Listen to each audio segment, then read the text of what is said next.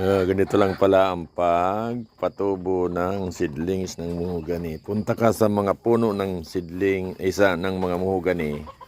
Mamulot ka ng mga, pag tag-ulan, mamulot ka, ganyan. Nung kahapon, pinulot ko ito. So, mga more or less 100 ang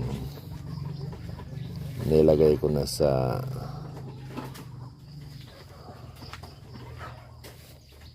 dito ko muna siya sa loob ng kamalig para siya mainitan.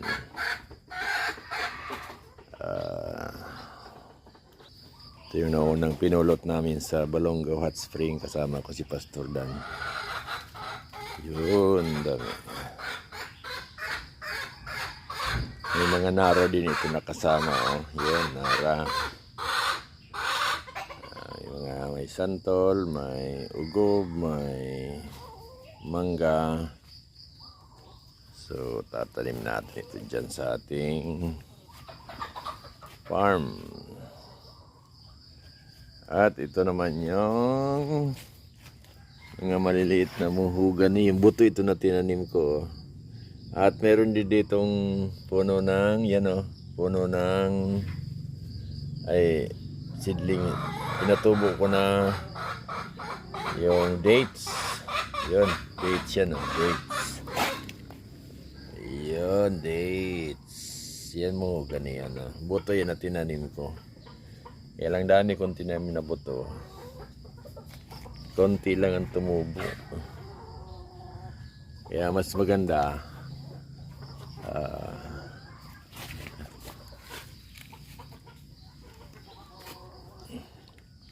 you know, dates, oh, yan. Dates yan, dates. Ang technique sa pagkuha ng dates, babalutin mo pala siya. Yan, dates. Oh. Mga siguro katapos ng malalakas na ulan, lilipat ko na ito dyan sa farm. Mga pag nag-ani, mga September, hindi na yan masyadong maulan.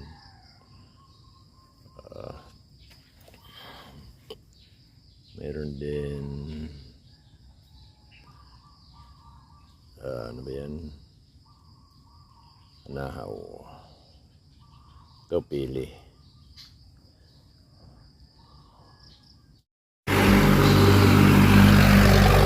Seedlings ng mahogany. Marami ditong seedlings para lagay natin sa tanim natin doon. Yun o. Sakit to.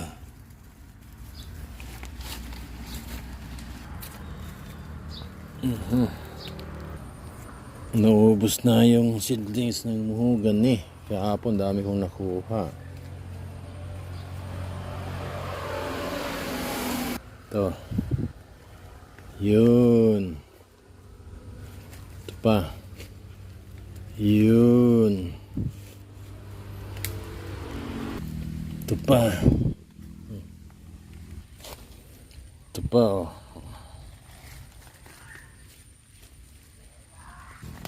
Ito pa.